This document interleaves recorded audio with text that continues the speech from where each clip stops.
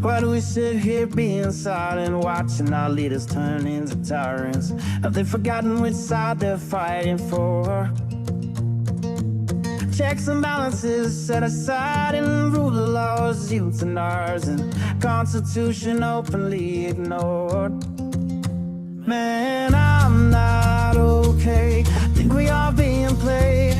Is it time for right and left to join a greater cause? Man, I'm not okay.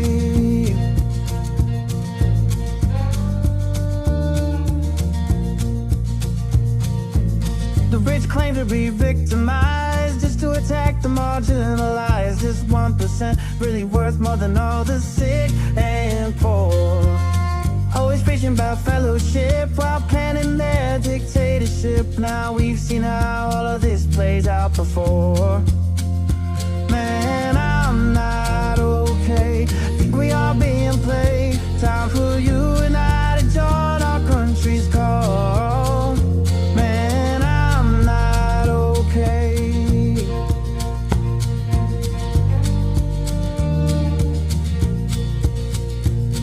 Ever wonder all the mystery, why they whitewash our history, keep dividing is their plan? All in all, such a scam. Algorithm very sly, only used to spread the lies. Politicians know well, hate is simple to upsell. Man, I'm not okay. Think we are being played. Time for you and I to join our country's call.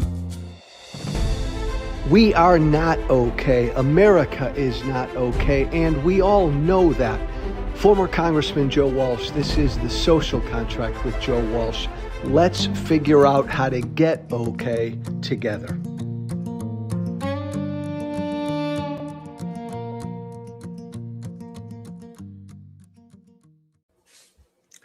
Hey, I do not want to make it seem like I'm not pleased with the major Supreme Court ruling that just came down. I am pleased. I'm bothered here. Give me a few minutes. That this decision, a 6-3 decision by the Supreme Court to block, to stop, to halt Trump's attempt to ban birthright citizenship in the United States, a victory for immigration, a victory for democracy, a victory for the rule of law. I get all of that. Trump trying to get rid of, with his January 2025 executive order, tried to get rid of birthright citizenship. That American principle, born really in the 14th Amendment. All citizens born or naturalized in the U.S. and subject to the jurisdiction thereof are citizens of the United States of America. Trump wanted to get rid of that. And this morning, the Supreme Court ruled no, Trump. Trump. And they blocked Trump's attempt to ban citizenship for those born on U.S. soil. So, look, on one hand, thank God, right? Thank God that this court, even on this court, thanks, Keith. I'm so lost. I didn't even see that graphic. Even on this court, there are still 6 justices committed to defending the Constitution and upholding the rule of law. But man, it was a 6-3 decision, giving the middle finger to Trump.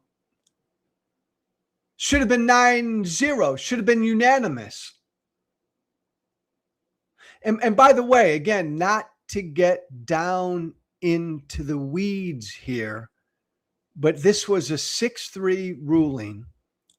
And of the 6 justices who blocked Trump's attempt to ban birthright citizenship, 5 of those 6 justices said that Trump's executive order ran afoul of the Constitution. One of those 6 justices, Brett Kavanaugh, said it didn't violate Trump's executive order, didn't violate the Constitution. It violated federal law. So again, by a thread, we often say that our democracy is hanging by a thread. The rule of law is hanging by a thread. That means there are 4 justices on the Supreme Court right now who would have completely rewritten the Constitution right now, who would have basically thrown away that section of the 14th Amendment. That said, again, all citizens born or naturalized in the United States of America, subject to the jurisdiction thereof, are citizens of the United States. 2 states, Idaho, I'm forgetting the other state offhand, upholding those 2 states who put into law banning transgender women from competing against biological women in high school athletics. That one's got everybody bent out of shape. I think that's a ruling that makes eminent sense, but I'm not going to even discuss that right now. This was the biggie.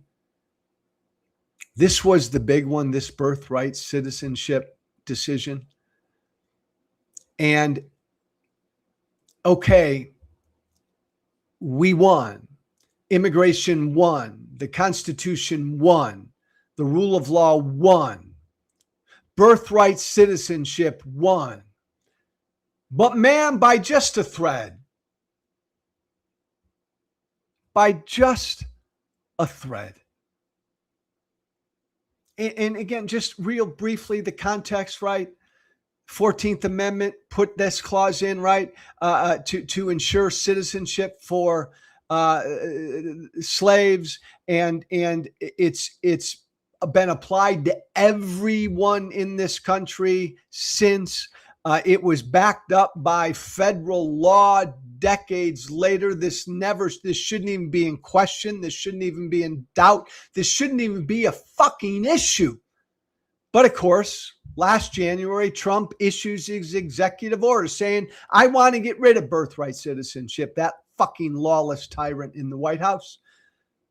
And here we are 16 months later, a 6-3 decision blocks Trump's attempt to ban birthright citizenship. Final thought. Again, it was a 6-3 decision. It should have been unanimous. Again, only 5 justices said that Trump's executive order violated the Constitution. 4 Supreme Court justices would have gotten rid of that clause today in the 14th Amendment, would have rewritten the Constitution.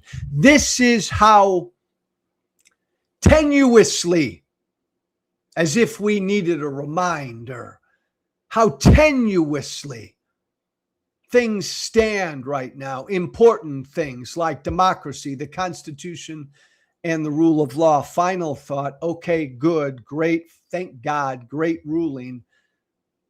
But every single day in this country, for the past 18 to 19 months, Donald Trump, that fucking fascist in the White House, is doing everything he can do to strip American citizens of their citizenship, to strip immigrants of their constitutional rights, to get rid of, to deport, to detain Black and brown immigrants in this country. This is all part of my former political party's attempt to get brown and Black immigrants out of this country. And it's an effort that goes on daily, and it's been going on daily from the moment this fascist was sworn into office. So yay, celebrate the Supreme Court getting this one right, but understand the rights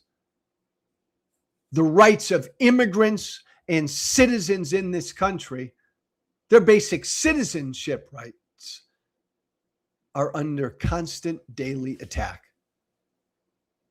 from this administration. Let's switch gears to a subject that I'm just so intrigued with.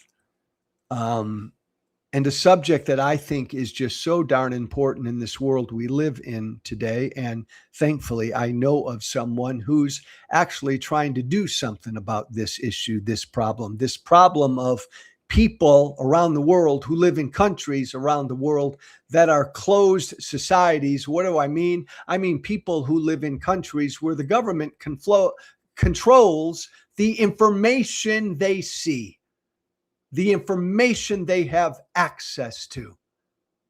Let me bring in my friend Genia Simkin, who has launched an effort. There he is. There's his handsome mug called, Genia, make sure I'm pronouncing this right. Samizdat. Samizdat with an S at the beginning. Samizdat. On, by the way, the website, we'll show it to you momentarily and throughout this conversation, samizdatonline.org, samizdatonline.org. What Genia's trying to do is unblock censored press around the world. I'll start with that little tip, my friend. Tell me what it is. Tell me what you're doing.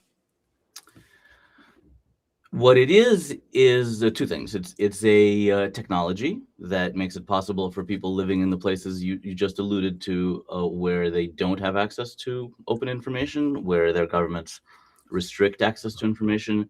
It gives them the ability to reach that information, and then also it's kind of a handy aggregator of the information that I think they should have access to. But then we can get into all of that. There's lots more behind that sentence, and there's lots more behind the story of how it came to be and what it's doing. And I have some actually like hot off the presses news that I'm super excited about. I want to get to that. And by the way, now we've got Genia. There's his name, and there's the website right underneath my good dear friend's name, samizdatonline.org. Check it out.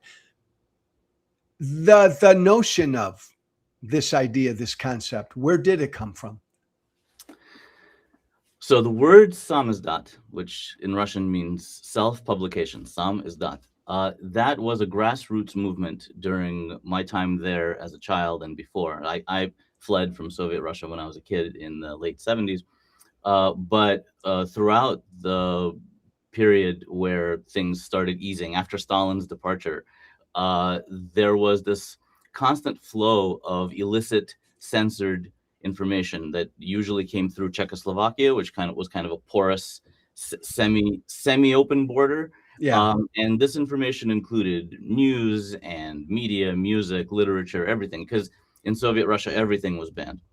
And so it was this grassroots project, which was entirely unofficial, and everybody just, hence the word self-publication, where there was just this understanding that anyone who got their hands on this illicit material, their responsibility was to make at least 2, or if they could, more copies of it and distribute it on. So every individual became a node in the distribution of free and open information. And that was really the only way that people in Soviet Russia could have any awareness of what was going on in the free world. And many people, I think, correctly attribute the loosening of the government's ability to confuse and befuddle and delude the public, because the Soviet propaganda machinery was very, very good, and Putin has improved upon it tremendously.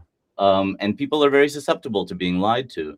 So if you don't have access to good information, you can bring about some very, very unfortunate results, as we now see. So anyway, that's the origin. So it's not my idea, right?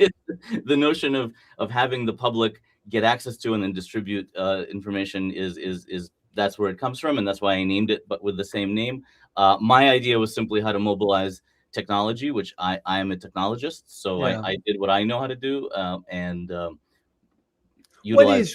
Genia, what is, to an ignoramus like me, and maybe someone listening to us right now who is not a technological stud like you are, describe what, in simple terms, what this technology is that enables you to put this banned information in front of folks. Okay, so to get just a tiny bit technological, but I will keep it as No, lay do. person as possible. The way that the internet works, the core way that the internet works, is that there are these databases of words that you know, like nytimes.com or substack.com. Those are words that you would remember. And they are linked to a specific number, which is the address, is called the IP address Yeah. of the internet server where that content actually lives. All content lives somewhere on some computer, somewhere distributed in the globe on the internet. And all these computers are tied together, and there are these, they're called DNS tables, which relate the word to the number. So if you had control over DNS tables, which governments like the Iranian government and the Chinese government and the Russian governments have, Yeah. all you have to do to make it impossible for people within your nation to visit nytimes.com is to simply pluck out nytimes.com from that table. And so that now you're sitting in Moscow and you type in nytimes.com into your browser, and the first thing your browser does is it reaches out to the nearest DNS table and it says, where do I go to find this thing? And it gets a big fat middle finger. And that's So the end wait. Genia, this is cool and this is fascinating because I am an idiot on this stuff, and I this kind of makes sense to me. So Putin, the Russian government, has the ability to through the vehicle you just said, to prevent anybody in Russia from going to the New York Times website. Correct. And it's that easy, right? So because it's not like they don't have to control a server in France or in America. Yeah. They have their own servers. Everybody has their own copies of this lookup table. Yeah. Right. And so there's a local copy where they simply pluck out nytimes.com. That doesn't affect your ability to go to nytimes.com, because when you go to your computer and you're sitting in wherever you happen to be in America, your computer goes to its nearest DNS table, finds nytimes.com, and la-di-da, off you go. So yes, so it's that easy for them to censor it, and it's, when you live in a free society, you could raise your hand and you say no. But when you don't live in a free society, you can raise your hand and immediately your hand gets chopped off, and that's the end of that. Okay, so then I get that part of it. Then this is what the governments of, say, Russia and China and Iran have the ability to do. Yep. Ban, I mean, quite literally ban access to any news source website they want it banned for their people. Your technology then does what to fight against that? So my technology creates this cat and mouse game, or this whack-a-mole game, where what I do is I spin up dozens and dozens and dozens of totally arbitrarily named domain names. They mean nothing to anybody. Let's call it xyz.com, right? And the thing is that when a new domain name it becomes available, it gets distributed to all DNS tables. And the Russian agency that monitors this, called the Roskomnadzor, I say it with that that's literally their name, and it sounds so evil. Yeah. They wouldn't know that xyz.com has any reason to be plucked out of their tables. And there are millions and millions and millions of domains, so it would be unfathomable for them to go. And so they find what they find that they want to censor, and then they censor it. They don't have any preemptive way to know which domains shouldn't be in there. So we register arbitrarily named domains, and those wind up in their tables. And then we proxy the content that we want these people to see, which is otherwise banned, through those domains. So now nytimes.com comes through xyz.com, through our website, and you grab a link to xyz.com and you send it to, this is the samizdat part, because it requires that there be a grassroots movement to do this. So you living out here, you were like, oh, I want this story to be seen by my former neighbor or friend or whoever you left behind there. And you send them that link and they click on that link and it opens. And the most important part of this is that it does not require VPN, which, like, VPN, first of all, is being shut down gradually in Russia. But even when it worked, there's only a small percentage of the population that knows to use it, knows how to use it, has enough bandwidth to understand it is technology, right? I don't know to what extent you're familiar with VPN. Most people don't use it. So if you want to send some information to somebody in Russia and you want them to be able to just click on it and open it and read it, without what we're doing, that's not possible. So Genia, hypothetically, just the New York Times writes an article this past Sunday that shows that the average lifespan of a Russian young man from the moment he's put on the front lines, he's going to live like on average 25 minutes and he's dead. Right. And that's an article in the New York Times. You, through your technology, and obviously Putin doesn't want his people to see that New York Times article. So boom, he does his thing to the New York Times. But you, through your technology, can create the XYZ domain, the website, whatever, and just plug that information, that New York Times article in there. Correct. How do people in Russia, we'll say Russia, we'll use, how do they learn of this? How do they know they can go to XYZ and find this information? Initially, two ways. There's the bootstrapping happens in two ways. The most ambitious grassroots way is that there are, in fact, countless people, millions of people living outside of Russia who have direct connections to Russia. So the intention is for them to learn about it out here, for them to realize that they can use it, and for them to send this information back. And then also there are dozens of exiled media publications that were, and I mean, it's really hard to relay to people in the West how like these aren't like fly by night operations. We're talking about real news agencies, TV stations, people with hundreds of employees and millions of dollars in resources to create real content, real news product. And they're living in exile. Like they had to flee. They're all officially criminals. They had to flee their lives in Russia. They're living throughout Europe and other places, and they continue to create what they're doing. It's just that it's otherwise unreachable, right? So when a publication like Medusa or TV Rain, like I can show you links, and if you go to Samizdat Online, you can find links to their product. These are amazing publications, and this is actually part of what I'm hoping for with this service, is that the West, people in America, people elsewhere, will start to use this as just a place to go and read global news, because it's just news. There's nothing like just news. It's really interesting news, actually, which you don't generally find here. I mean, you do find interesting news here, but you know what I mean. So so the answer to your question is those are the two primary ways that the Russians will learn about it, because these exiled media, they still are known.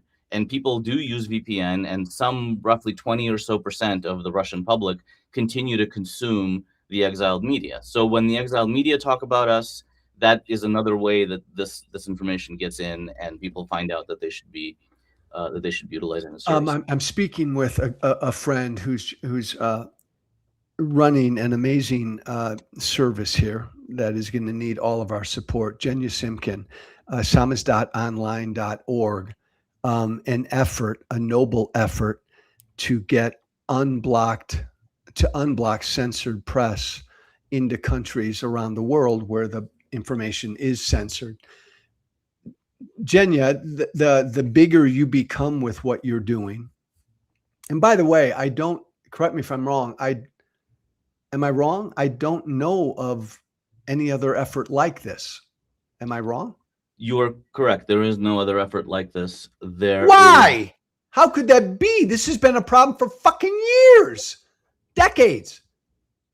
I will drop the name of Bill Crystal, who is a friend. Good guy.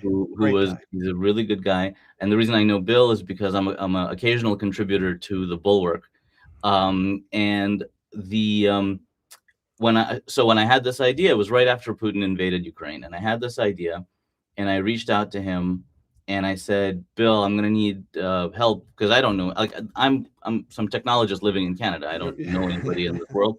So I was like, if you could introduce me to some relevant people, it would be great. And he was immediately super, super excited, super helpful. You'll see his lovely face as one of our advisors on the website. But his reaction was, okay, this is great, but this must exist. This must exist. I mean, this is like, because when I described the idea to him, he was like, well, this is not a complicated thing. People could do this. They must have done this. By the way, Genia, that was my first reaction when you told me about this. It's everybody's reaction, and it's the right reaction. but it's also, as it happens, it turned out that it does. I mean, I did a lot of research, and now we're 4 years into this thing. So I promise you, there is nothing like this. So why? And What is it? Is it fear? What is it? I can't. I'm not inside of other people's heads. Okay. It's. I think. Well, it's. I think there's no money to be made in it. So first, that's the first thing, right? Like it's not an operation that's going to make anybody rich. And yeah, I mean, I'm simultaneously sticking my thumb in the eye of literally every autocrat on the planet.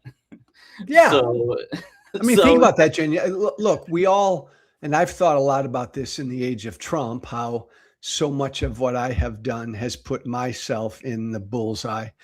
What you are doing with Samizdat is you're in the bullseye. You're telling every autocrat around the country you're going to put banned information, important information in front of their people. yeah, yeah.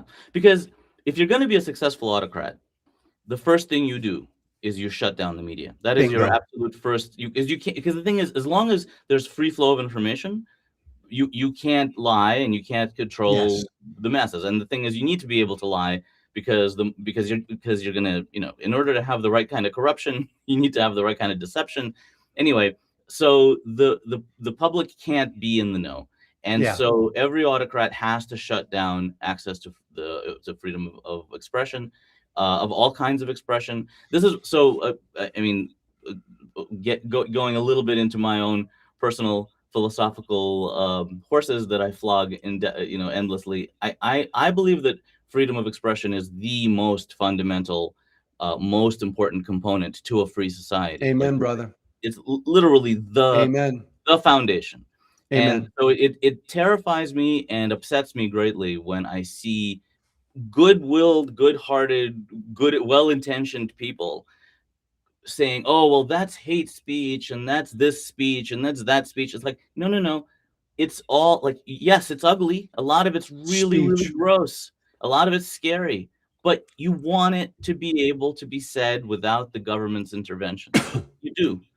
And I'm only talking about the government, right? Like I'm not Yeah. saying that Twitter has to publish the rantings of every idiot. Well, they seem to want to, but but if they didn't, right? When they say, you know what, this imbecile, they don't get to talk. That's fine. They're a private Yeah. enterprise. They don't have to transport the messages of fools or well anything they don't want. So But the you government can't interfere.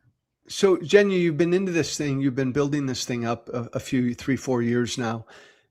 Obviously, Russia. What countries around the world is Samizdat primarily focused on right now, So or our does it fo- is so anybody? so so the focus, the editorial focus is primarily Russia and Belarus. Yeah, We do have some publications for Iran, but we don't have. So on staff, I have Stas Kucher, who's a very prominent, formerly Russian, now living in New York journalist, very well known. He's very well subscribed in the Russian language community. So, like with his help and also with Anna Tribuchev's help, she's similar, but for Belarus, we have this. We're able to really understand the the surface, right? Like the topology of the thing that we are affecting. With Iran, I don't have anybody handy who understands Iran. I don't have anybody for China. I don't have anybody for Venezuela. but Like, that will come. hopefully, right? Like but the technology is ubiquitous. Any Yeah, place where the internet reaches, the technology works. So the editorial frame, that's only constrained by our literally non-budget, like we have no yeah, income. yeah.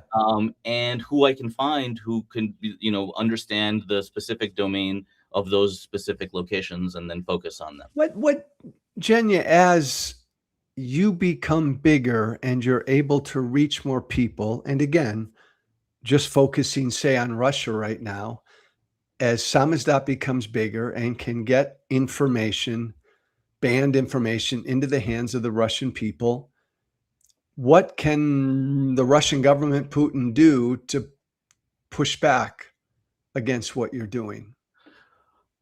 Very little, actually. And it does become a whack-a-mole game, and then it's all about money because domains cost money, right? So to Yeah, register a domain, depending on what kind of domain, it costs anywhere from $3 to $12 per domain. And so every time they notice a domain that is trafficking in this free flow of information, they can pull it out of their DNS tables, and then we detect that. That's part of the technology, and Ah, immediately spin up a new one.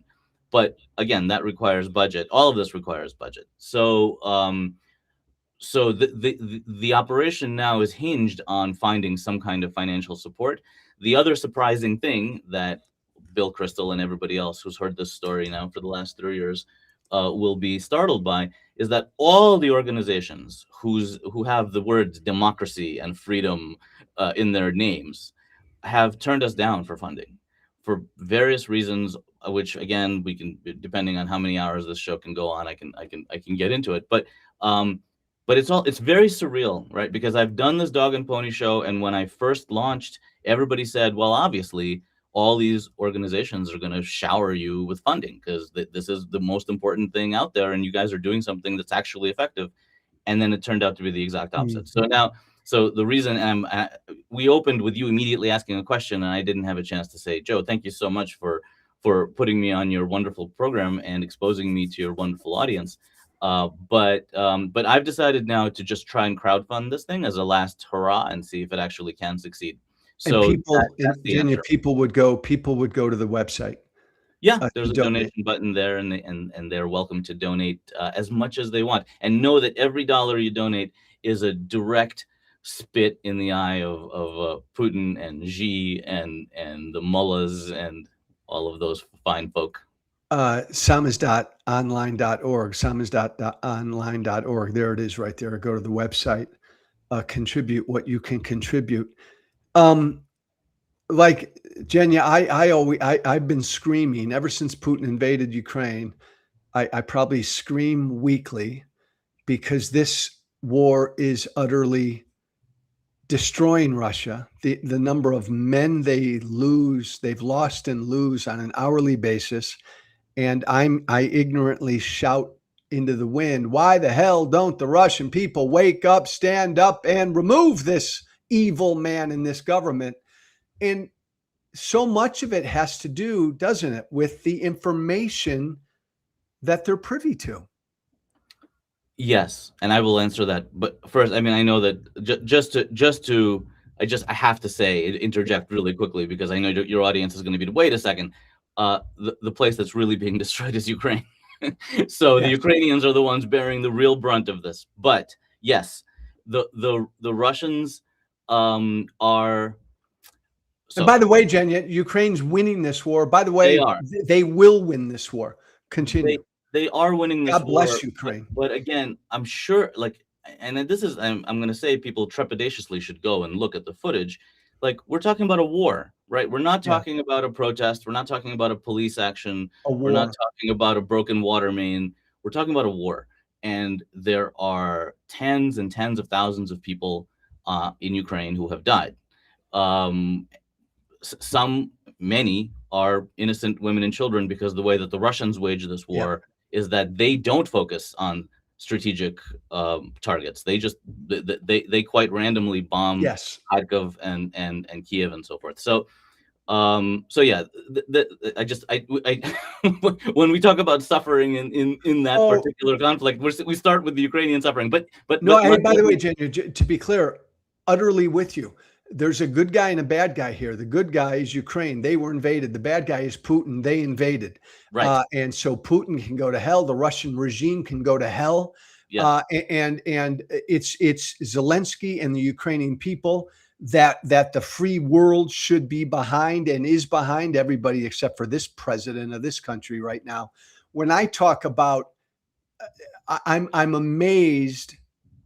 I know people are amazed that the Russian people don't see what a fucking disaster this war is for their country. And why don't they do Yes. something about it? That's Right. kind of the point I wanted to make. And Yes. a lot of it has to do with the information they're privy to. Yeah. So then let's get to that point. That point is a very valid point, and there are essentially two camps in Russia, and you would be. I mean, we don't know for sure because it's extremely difficult to get any kind of survey information. In fact, our website, if we were to have some money, we would actually implement all sorts of interesting surveying, which, because it's totally anonymous, would wind up with a substantially more accurate picture of what Yeah. people actually think. But the from what we understand, about 25% of the population, obviously veering much more towards the younger cohort, are very, very opposed to Putin, to the war. They're very pro-West. They want a normal, healthy life. But they understand that if they stand up, they will have something very similar to what just happened to the Iranians who Yeah. stood up, Yeah. happen to them. The Russians are not kidding around, right? It's not, again, people really don't understand what it means to protest against a faction that is perfectly happy slaughtering innocent people. Exactly. Like when like we talk about Gandhi, right, and peaceful protest, or Martin Luther King Jr. Peaceful protest only works when the people you're protesting aren't willing to kill you. Yes. Yes. Which the Russians are. They are willing to kill their population. Putin in particular, right? So then you have this cohort that is basically living in fear, and they know what's what, but there's very little they can do, and they do what they can do in terms of online protests and whatever. And then you have the rest of the population, which is dyed-in-the-wool Putinite. I mean, the thing is, I don't want to cast aspersions at people because everyone is just as eligible to be confused and befuddled as anyone else. Right? Yeah. Like, you live for 20 years under this full, very, very well orchestrated, super fancy, super clean and professional looking ecosystem of bullshit. You do become convinced that the bullshit is real. You have no way not to know that the bullshit is real. And so the Russian people believe, like Putin has completely convinced them that Ukraine was filled with Nazis, that this was an existential threat to them. Yeah. And they actually believe these lies. And so to them, this is like, what are they going to do? Like, the Russians are actually really good at shoving millions of men into machine gun fire in order to protect their borders. Yeah. And when there is a good reason to do that, like in World War II, then it's quite noble. Tragic, but noble. But now it's in the name of this lie, which is, I guess that's extra tragic. So then in that context, then, what is the principal value that an effort like Samizdat would provide? Well, so this is what people fail to understand, I think, when they refuse to give us money, and when they say, how quickly will this have an effect? Because we've had those kinds of questions. Yeah, will the Russians see the truth, and 6 months from now everything will be fine? Yeah. Like, no, that's not how this works. Right? When you have a 80% of a population that has been steeped in bullshit for 20 years, then you can expect that it's going to take another 20 years to unsteep the bullshit, or maybe not 20, maybe 10, but not 6 months. And then they're like, oh, well, then, like, no, we don't, like, we want to see returns in the next quarter, otherwise we're not interested. But that's the premise is the same premise that Voice of America had for decades, right? It's called soft power. Is you just continue to give people a view onto reality, some perspective, some contrast to the one side. Right? You just need another side. You need something to dislodge their certitude. And then it doesn't matter if they become convinced immediately or 5 years from now. Now they have some doubt, right? Now they have some understanding that, no, it's not just one picture. There's another picture. I mean, I don't have another solution. No, Genia, you're right. Look, there are closed societies around the world. There are autocrats around the world that control the information their population sees. That is evil.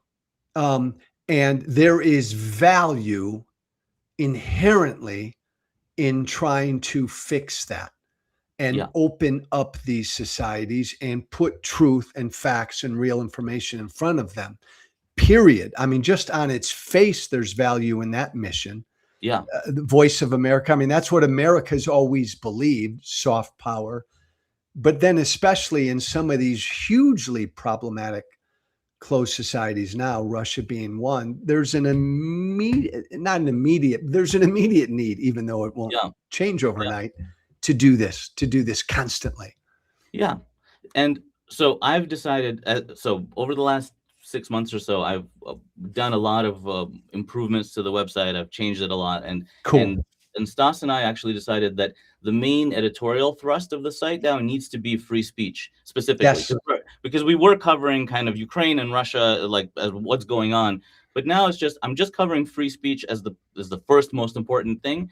And one of the when you go to the site, one of the lead articles from yesterday actually is of the Chinese closing down the cemetery where the victims of Tiananmen Square lay, and I think like this is a really like we're speaking. It's just a perfect example of like people are really enamored of China. People are like, oh well, look, they're building AI and they're building microchips and blah blah blah. Yeah, they're doing all of that, and that's good. I'm not, yay for the Chinese, but they still live in a nation where they conducted a massacre of protesters quite recently.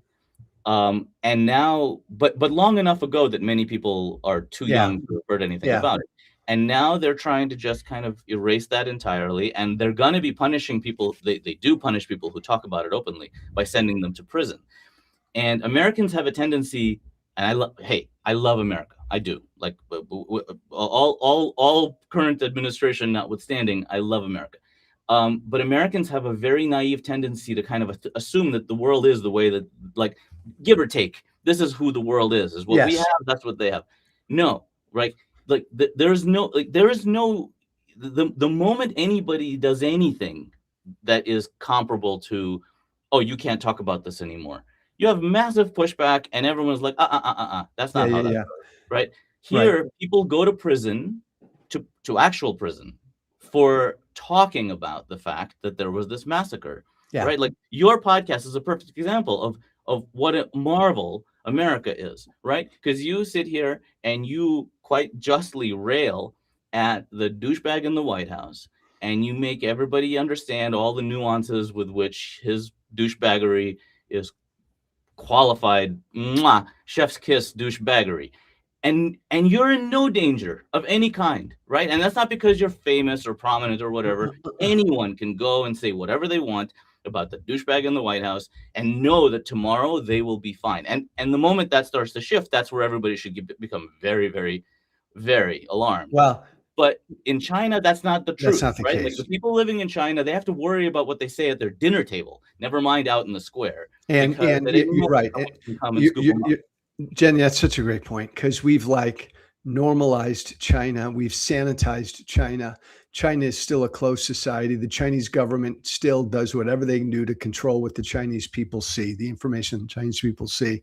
I will just add that, that is a concern, that in this country of America, because of this guy in the White House going after his political enemies, that we are like looking at that road and inching down that road. But that's a topic for another day. His name is Genia Simkin. This is just a cause worthy of your support. I know people are bombarded every day and week with GoFundMe's and Substacks and give 5 here, give 100 here, blah, blah, blah. Samis.online.org, samis.online.org. Go to that website, check out the website. It's right there. Share the website with everybody you know. Genia and Samis are doing what they can. Don't move, Mabel. My dog, my black lab, is at my feet. She's about to knock over. There's up at the head banner. You can put in your email, and you will get a newsletter that has awesome. And I focus on not just bad news. I find the stories that are uplifting and they will give you something to feel good about as well. So it's not just another place where you're going to be like, oh, the world is shit. No. Good. That's great to know. Go there, sign up, give your email, sign up for the newsletter. As importantly, make a contribution, support the work that Genia and Samis are doing. It's so fucking necessary in this world we live in today. Samis.online.org. Hey, my friend, I'm going to have you on again down the road here, because I want you on to constantly update on how this effort is going, and I'm going to push and promote the hell out of it as well. As always, brother. Thank you so much, and thank you for everything you're doing. Thank you, man. We'll talk soon. To everybody else, thanks for listening. Go to samis.online.org. Support this work. God bless you all. Be brave. Thank you for listening. Remember to listen, follow, and share The Social Contract with Joe Walsh on Apple, Spotify. Plus, don't forget to subscribe to The Social Contract on Substack. This has been The Social Contract with Joe Walsh.